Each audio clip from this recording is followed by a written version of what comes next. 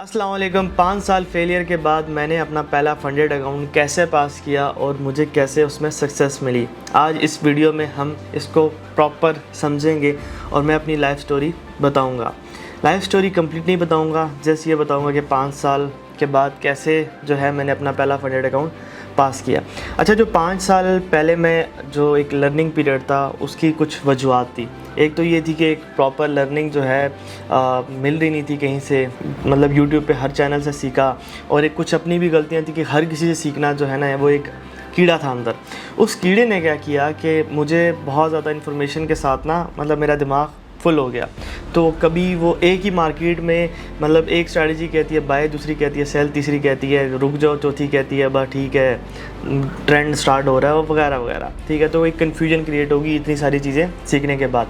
तो वो मैं एक कन्फ्यूज्ड मेंटालिटी में आ चुका था जहाँ पे कुछ समझ नहीं आ रही थी कि क्या करना है। और दूसरी बात यह है कि एग्जीक्यूशन अच्छी नहीं थी, और तीसरी बात यह है कि कुछ इतने ख़ास पैसे नहीं थे कि उनको टेस्ट करता।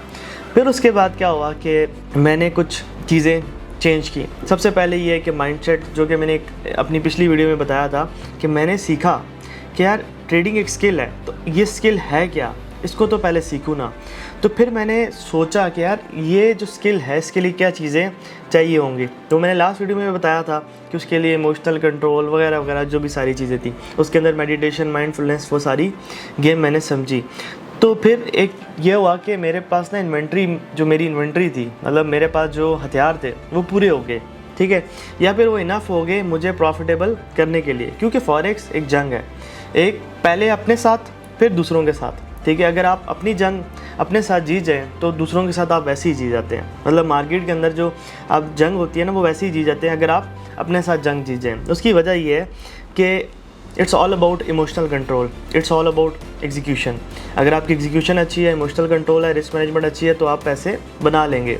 एक अच्छी सी स्ट्रैटेजी हो, बेशक वो मतलब मूविंग एवरेज के ऊपर ही बनी हुई हो, बट वो स्ट्रैटेजी इस तरह से हो कि आपको पॉजिटिव एक्सपेक्टेंसी दे। वो क्या होती है कि आपको एट द एंड अगर आप 100 ट्रेड्स का डाटा निकालें तो आपको प्रॉफिटेबल रखे। मतलब कि एग्जांपल के तौर पे आपने 100 ट्रेड्स ली और 100 में से आपने 1:1 का टारगेट है, तो एटलीस्ट 52-53 ट्रेड्स आपकी टीपी हिट करें, ताकि 100 ट्रेड्स के बाद आपका कुछ ना कुछ गेन हो रहा हो, एंड दैट्स इट।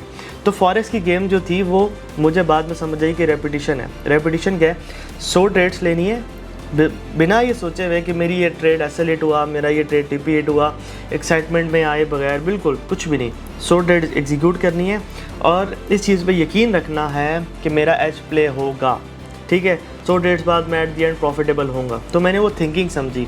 जैसे कि एग्जांपल के तौर पे एक प्रोफेशनल ट्रेडर की थिंकिंग क्या होती है कि उसने 100 ट्रेड्स ली, लेट्स सपोज उसका विन रेट है 65%, चलें 60% कर लेते हैं।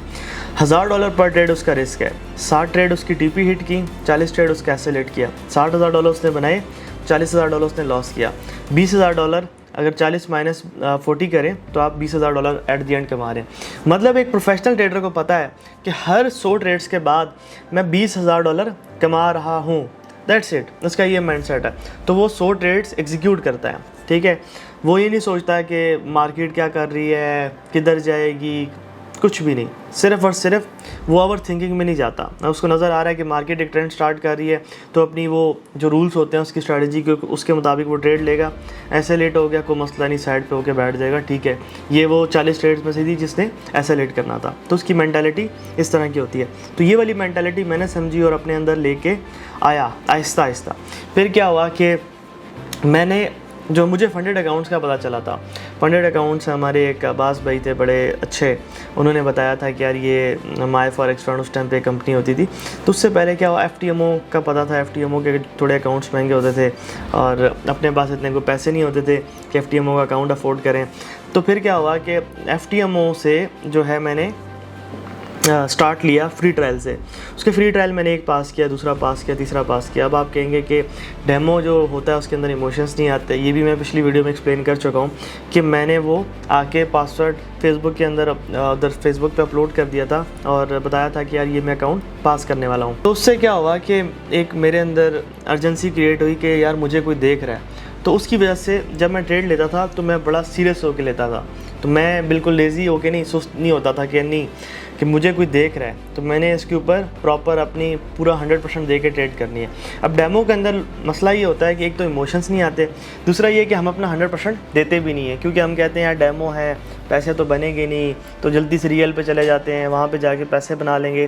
तो इस तरह की जो है हमें काफ़ी सारी थिंकिंग आती है, जिसकी वजह से हम थोड़े डाइवर्ट हो जाते हैं। हालांकि जो प्रैक्टिस सेशन होता है that is the main thing. अगर एग्जांपल के तौर पे आप क्रिकेट की एग्जांपल ले लें तो क्रिकेट में भी देखें जो प्रैक्टिस सेशन होता है वही मेन चीज़ होती है। मैदान पे तो वो जाके थोड़ी देर के लिए खेलते हैं, ठीक है, लाइक कि अगर टेस्ट मैच है वहाँ पे 5 दिन खेल लेते हैं, लेकिन वो प्रैक्टिस पे ज़्यादा फोकस करते हैं, ठीक है। वो ग्राउंड फील्डिंग हो या वो बैटिंग की हो या बॉलिंग की हो, सारी वो प्रैक्टिस उनके नेट सेशंस होते हैं, वो आपको पता होगा।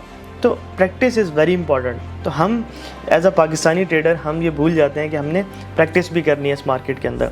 तो वो ये हुआ कि अल्हम्दुलिल्लाह मेरी प्रैक्टिस अच्छी गुजरी और पैसे नहीं थे, सच्ची बात बताऊं तो वो अब्बास भाई थे, उन्होंने कहा जी 50% के ऊपर जो है हम अकाउंट लेते हैं और 50% मेरा 50% आपका। मैंने कहा जी ठीक है जी। उन्होंने अकाउंट मुझे परचेस करके दिया, माई फॉरेक्स फंड का आई थिंक सो कोई $300 का अकाउंट था, और हमने जो है वो स्टार्ट कर दिया। और क्योंकि मेरे पास थोड़ा सा कॉन्फिडेंस था, बल्कि थोड़ा नहीं ज़्यादा कॉन्फिडेंस था, मैं क्योंकि 4-5 FTMO के फ्री ट्रायल पास करके आया था, तो उससे मुझे कॉन्फिडेंस आया कि मैं ये पास कर सकता हूँ। मैं जैसी मार्केट के अंदर एंटर हुआ, पहला जो मेरा फेज़ 1 था 8% उसका टारगेट था माई फॉरेक्स फंड के अंदर, वो तकरीबन कोई 3-4 दिन के अंदर वो अल्हम्दुलिल्लाह पास हो गया।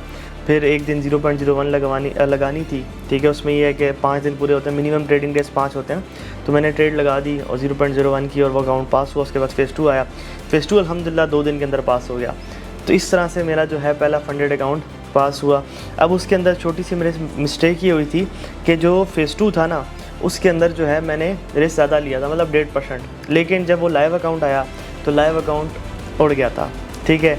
और वो कोई भी पे आउट लिए बगैर उड़ा था, क्योंकि उसमें मैंने एक चीज़ बहुत अच्छी हुई थी उस लाइव अकाउंट पे कि मेरी एक लूजिंग स्ट्रीक आई थी। मुझे आज भी याद है कि पाउंड जो है कोई 1.38 के लेवल पे था, 38 पे, और वो वहाँ पे ना 15 दिन उसने लगातार वहाँ पे रेंज किया था।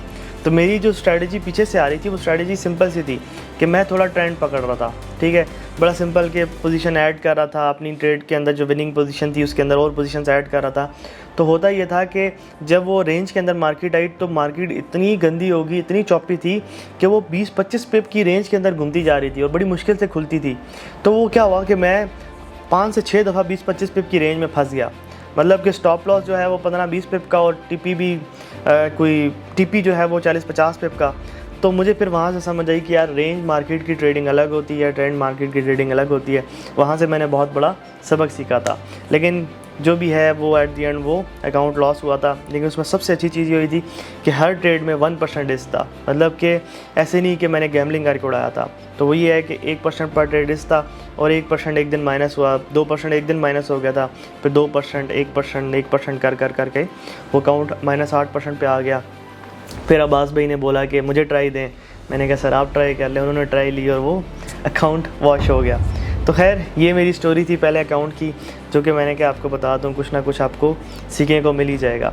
तो 5 साल मैंने वेट किया था, उसके बाद जो जाके कुछ मुझे सक्सेस मिली थी, और वो सक्सेस मिलते ही शादी चली गई, मतलब यूँ आई और यूँ गई। तो आप सोच सकते हैं कि बंदे की उस टाइम पे किस तरह की फीलिंग होगी। वही बंदा सोच सकता है जिसके साथ ये चीज़ हुई हो या फिर जो इस चीज़ से गुजर रहा हो। तो खैर उम्मीद करता हूँ कि वीडियो आपको पसंद आई होगी, कुछ ना कुछ आपको सीखने को मिलेगा। और इस चैनल को सब्सक्राइब करें, शेयर करें, और मिलते हैं नेक्स्ट वीडियो में। तब तक के लिए अल्लाह हाफ़िज़।